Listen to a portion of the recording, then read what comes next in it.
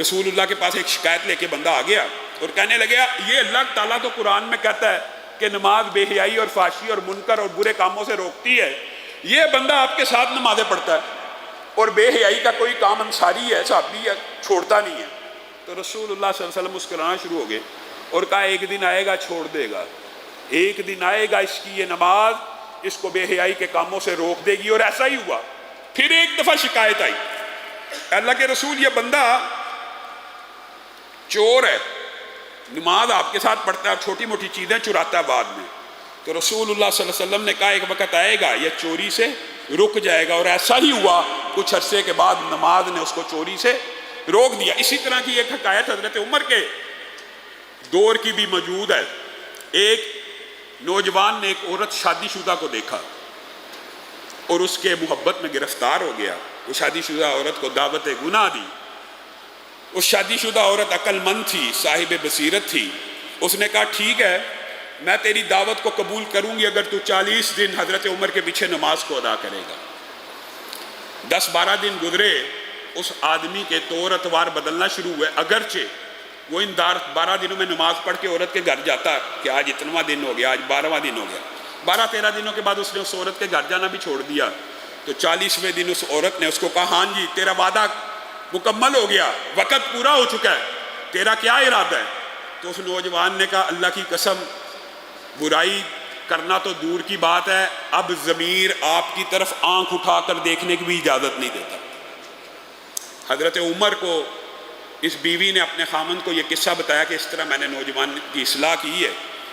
وہ خامند حضرت عمر کے پاس آیا تو حضرت عمر نے قرآن کی یہی آیت پڑھی، ان الصلاۃ تنہی عن الفحشاء والمنکر۔ اللہ تعالیٰ نے سچ کہا ہے نماز فحاشی اور یعنی بے حیائی کے کاموں کو روکتی ہے، جیسے روزہ۔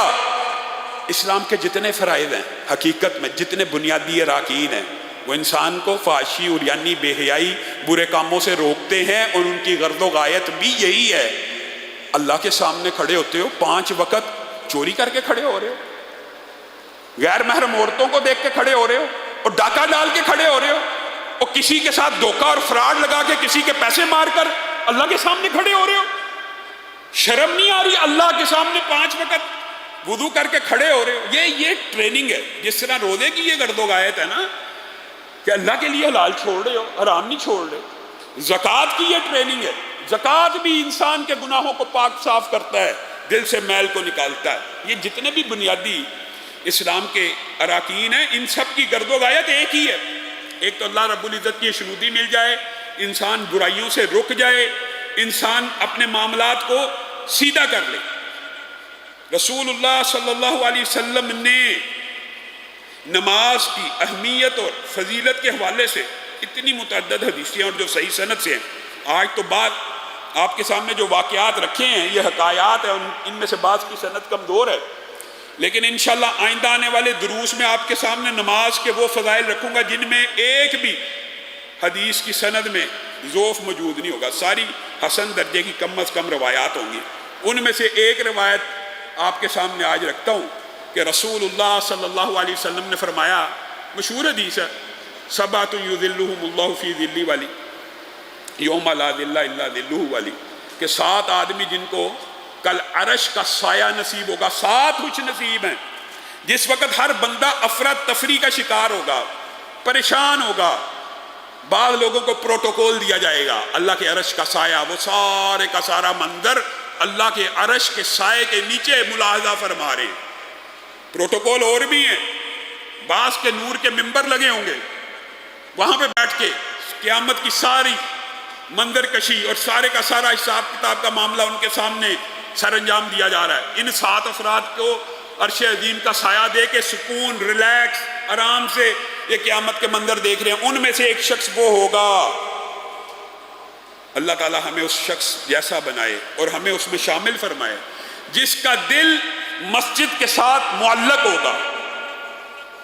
اور یہ جو معلق ہونا حدیث میں ذکر ہے، اس سے مراد متعلق ہونا بھی ہے۔ معلق ہونے سے مراد یہ نہیں ہے کہ وہ ہر وقت مسجد میں بیٹھا ہوگا، نہیں۔ معلق ہونے سے مراد یہ ہے مسجد سے نکل گیا ظہر پڑھ کے تو اب ٹینشن میں ہے، عصر کا ٹائم آنے والا ہے، کب مسجد جاؤں گا، کب عصر کی اذان ہوگی، کب مؤذن ندا دے گا حیا علی الصلاۃ تو میں مسجد پہنچ جاؤں گا. معلق سے مراد یہ ہے, متعلق سے مراد بھی یہ ہے. یہ اس کے بھی فضائل ہیں کہ ظہر پڑھ کے بیٹھ جائے, اس کے والے سے بھی گفتگو ہوگی, لیکن معلق سے مراد یہ ظہر پڑھی ہے, گھر پہنچ گیا, کاروبار کی جگہ پہ پہنچ گیا, دکان پہ پہنچ گیا, اب اس کا دل مسجد ہی میں اٹکا ہوا. متعلق اور معلق ہے کہ یہاں اذان ہو, یہاں دکان کا شٹر ڈاؤن ہو جائے, یہاں اذان ہو, یہاں میں گھر سے نکل پڑوں. یہ ہے معلق ہونا. اور اللہ کی قسم کھا کے کہتا ہوں, اگر آپ چاہتے ہیں آپ کی معیشت درست ہو جائے تو اذان کے بعد آپ سمجھتے ہیں چند گاہک آئے ہیں, چند ٹکے کما لوں گا, نہیں. یوں ہی حیا علی الصلاح, حیا علی الفلاح, فلاح کی ندا دی جائے, دکان کا شٹر گرا دیجیے, گھر سے نکل جائیے. یہ ہے رجل, ایسا بندہ جس کا دل ہر وقت مسجد کے ساتھ اٹکا ہوا ہے. اثر پڑی ہے تو مغرب کا انتظار ہے کہ کب اذان ہوگی, مغرب کے ٹائم پہنچوں گا. مغرب گزر گئی, عشاء کا, عشاء گزر گئی تو نیند کے اندر بھی کروٹیں لے رہا ہے, بیتاب ہے کہ جب فجر کی اذان ہوگی تو میں فجر کے لیے نکل جاؤں گا. یہ وہ شخص ہے کہ جس کو کل قیامت کے دن اتنا عظیم الشان پروٹوکول ملے گا, اور ملے گا انشاءاللہ.